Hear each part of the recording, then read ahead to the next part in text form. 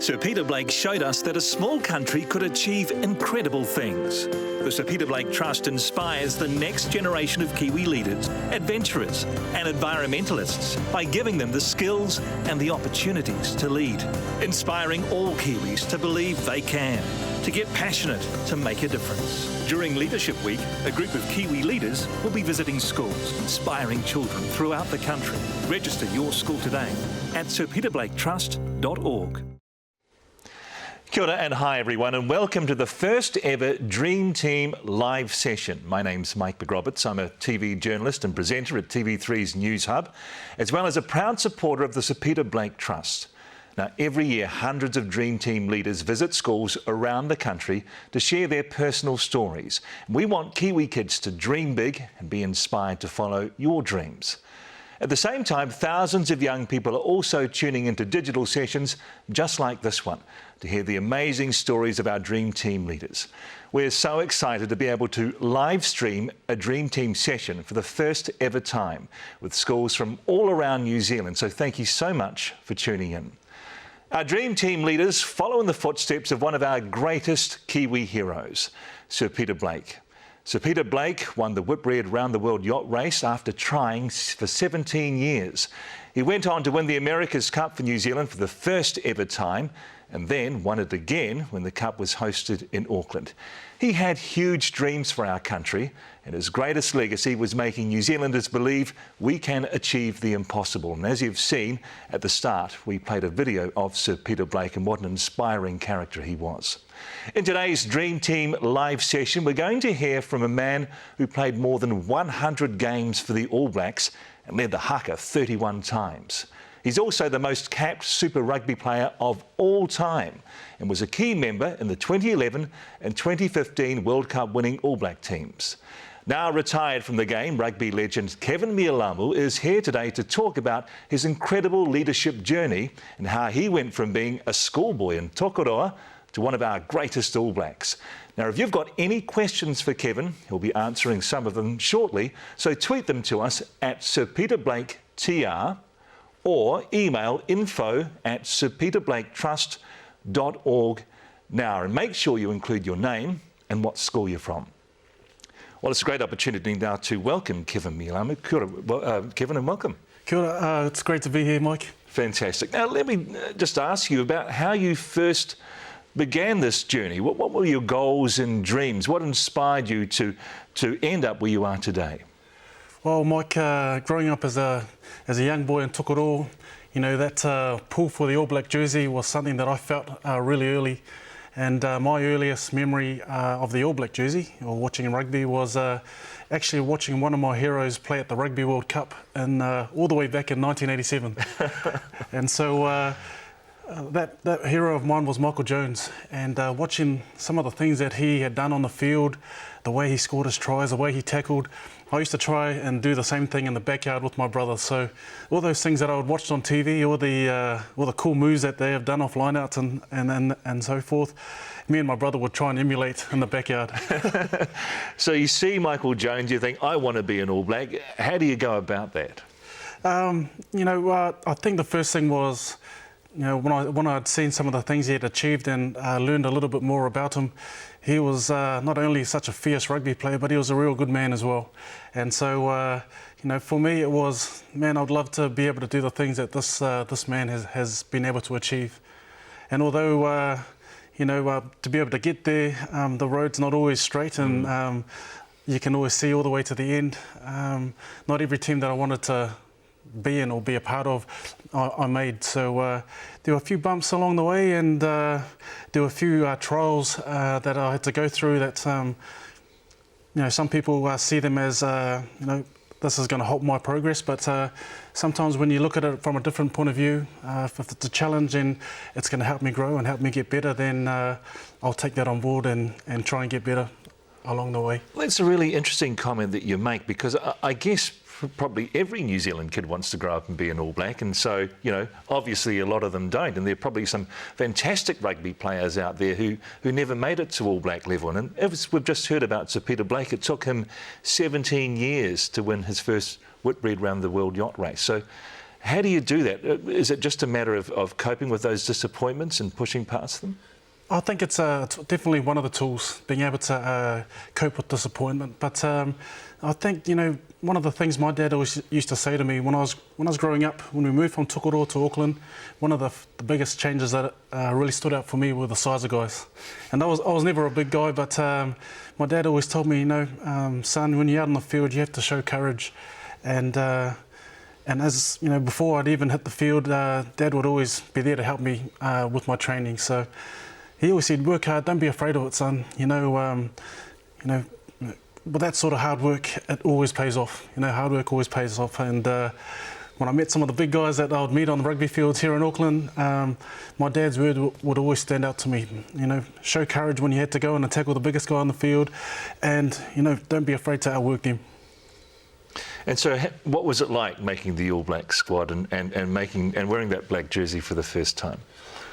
You know, for me it was amazing, Mike, being able to fulfil a dream that, you know, from such a young age, probably 8 or 9, that was something I really wanted to do. It was amazing to be able to fulfil that. But one of the real cool things a couple of years before making the All Blacks was watching Michael Jones in 1987. By 1999, I was playing alongside him. So that is, you know, for me to be able to play alongside my hero, it was amazing. I never thought I'd ever get the chance to. I didn't think I'd ever get a chance to meet him. But man, I just couldn't believe that the guy that I was watching on my little box, my little television at home in Tokoroa, I was actually playing alongside him when I finished school and became a professional rugby player. That's fantastic. And is it okay to change your dreams, to adjust them? I mean, you know, because once you'd made the All Blacks, you'd achieved your dream. So when did you decide, hey, I want to be a great All Black, I want to be an All Black that plays 100 test matches? I really think it's so important. It is a lot of hard work to become an All Black, and you know that journey isn't always the way it pans out to be, but it's even harder to stay there. When you think about how many people want to be All Blacks, it looks like this much, and being able to go through a window that looks this small. So, you know, I think to be able to persevere through some of the tough times, being able to have good people around you that really believe in you as well, I think those are a couple of things that really help you along that journey. And it can take a long time, and you know, sometimes if it takes a short time, you just have to work that little bit harder to always look to improve and become better. And I know, you know, from the injuries you've had and things like that, you've shown a lot of courage off the field as well, and that's just as important as showing courage on the field, isn't it? It is, and you know, I think one of the things I'm really proud about as well is one of my other passions growing up. I loved art. Growing up and spending a lot of time at my grandparents' house, I used to see all my uncles' art boards up around the house. And it's something that I really loved. And throughout school, I did a lot of art and graphics. When I finished school, I got into a signwriting apprenticeship.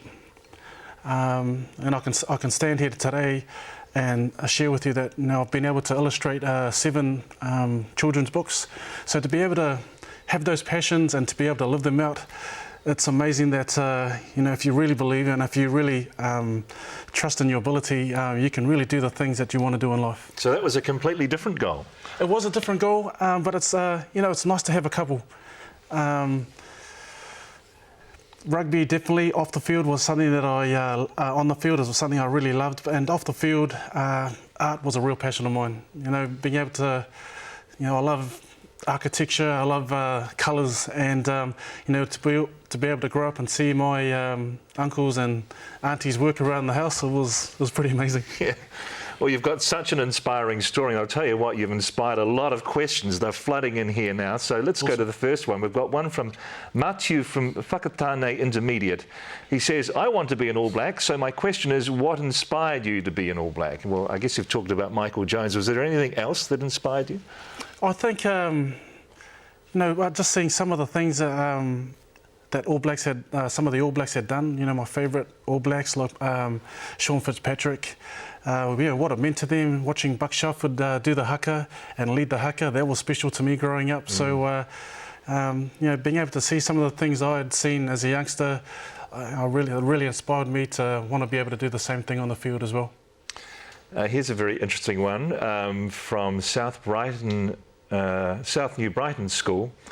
Have you ever had to listen to a leader you didn't agree with?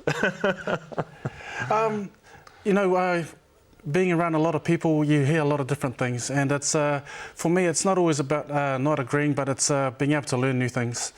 Some things you'll take on board, and it's just being able to know which ones you want to take on board and use for yourself. Well, what makes a good leader in your mind? I think if there were two values that really stand out for me is, if you're an honest person, that really helps because you know that person's always being straight with you. And if you can carry that integrity with you as well, those are two real good values that I think every leader should have. When you're an honest person, you're hardworking and you love being able to help people, I think those are a couple of things that really stand out for me. Because there's a little bit of a misconception, isn't there, that the leader is the bossy one or the one that talks the most? That is true. That is so true. And one of the things I think I've been able to learn as an All Black as well, being a part of a leadership group, is knowing that leadership should be done in your style. It doesn't have to be done in the ways that you've seen it done by other people or the way you think it should be done, but it should be done the way you feel comfortable doing it. We've got another one from Alana from Takitimu Primary, who says, who helped you to become the person you are today? Oh, it's a good question, Mike. There have been a lot of people. I'm lucky to have a really strong family with really awesome values, and also in the rugby community, great coaches, great teammates that have been along the same journey as me, that we started together and pretty much went all the way and finished together. So it's just been awesome to be surrounded by great people. Fantastic. What a good answer too. Trish from Rapara School says, how do you get the best out of people? Well, Trish, I think one of the things is being able to find a level that we can connect on. One of the things being an All Black for such a long time is that some of the guys that I was playing with at the end of my career, when I played my first game, some of them were still just starting school.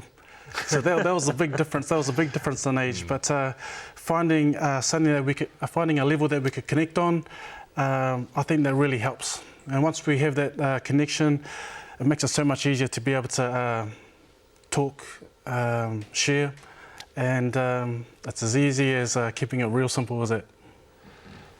Christine from Peachgrove Intermediate says, what's it like to lead others, and what was easy about it or what was hard? It was awesome being able to lead others. For me as a leader, I always wanted to be able to see my teammates be successful, be the best they could be. Because when they were at that level, it meant for me as well, I had to lift my performance, or I had to be at my best as well. So, to be able to see the people I was around being successful, that was one of the benefits of being able to be a leader. And I really enjoyed it. I loved being around people that were had the same vision as me, or moving in the same direction as me as well. Fantastic. Well, this is a bit of a curly one from Jessica from Korakonui School. Did you ever want to give up along the way? Hi, Jessica. I never wanted to give up, but there were times where it got really hard. And sometimes, when your motivation's at its highest is when you're feeling really good, that's when everything feels so good. And sometimes when you're at your lowest, that's when you need a little pick-me-up. And, I was lucky enough to have good parents around me, good people that really believed in me. And for them to show that sort of trust and confidence in me, it meant that I could really believe in myself as well. So when times got hard, my confidence might have wavered a little bit, but the belief that other people installed in me, it meant I believed in myself a lot more. Fantastic. Lachlan from Clutha Valley School says, if you could go back in time, what would you say to your 11-year-old self? Ooh. Is there anything you'd say that would have made the journey easier? Hi, Lachlan. I think if there was one thing I could say to myself all the way back then, it would be don't be afraid to go outside your comfort zone. I know now, being able to step out of my comfort zone is where I've got the biggest growth as a person. Being able to step out and do things I never thought I'd be able to do, man, you feel so much that belief that you have in yourself grows so much more. So as a young man, I was quite shy. I didn't want to do things that might have stretched me a little bit, as in stepping out of my comfort zone, being able to talk in front of people. But knowing what I know now, that would be one thing I'd share with myself, would be don't be afraid to step outside my comfort zone. Well, look, you've been so inspiring for so many children out there. You've got 2 children of your own. How do you inspire their dreams? I think for my children, it's about knowing what they're passionate about and really supporting them along the way. No matter what it is, I'm just happy to be there to be able to give them some sort of support. So I inspire. Because sometimes their dream isn't your dream. Yeah, exactly. And for us, sometimes as parents, we have big dreams, other big dreams for them. But knowing what they want to do is always special, and just knowing that I'm there for them. I think that helps him. Fantastic, and I'm sure they're very, very proud of you too, Keven. Thanks, Mike. Okay, well, for everyone who's been watching at home or at school, this is where we want you to think about your dreams. If you haven't already, go to sirpeterblaketrust.org and download a dream card. It will look like this. We want you to think about your future. What are you doing? What have you achieved? And how did you get there? And on your dream card or piece of paper, write down your dream for yourself and your dream for New Zealand. Remember, as Keven has already said, be brave and dream big. You can share these dreams with your families, your classmates or your teacher. Feel free to ask them for help from people around you. So get writing. See, Kevin's already started writing his one. He wants to be the next 6 o'clock newsreader on News Hub Live. This is the very first steps towards achieving your dreams. The next 3 steps are: 1, make a plan. You can download an action plan from sirpeterblaketrust.org, or your teacher may have one. 2, back yourself and believe you can. 3, don't wait until tomorrow. Get started on achieving those dreams today. Yeah, so dream big, everyone. Believe you can, and you could be one of New Zealand's greatest leaders too. And love to hear about your goals and dreams too. So please take a photo of your class with your dream cards and share them with us by using our hashtag BelieveYouCan or by emailing info@sirpeterblaketrust.org. You could be in to win an awesome pair of red socks, just like Sir Peter Blake's. These are them in the box. Those are what they look like on your feet. Well, thanks, Keven, so much for sharing your inspiring story today. You are inspiring the next generation of Kiwi leaders, and we're so excited to see where their dreams take them. Thanks, Mike. It's been awesome.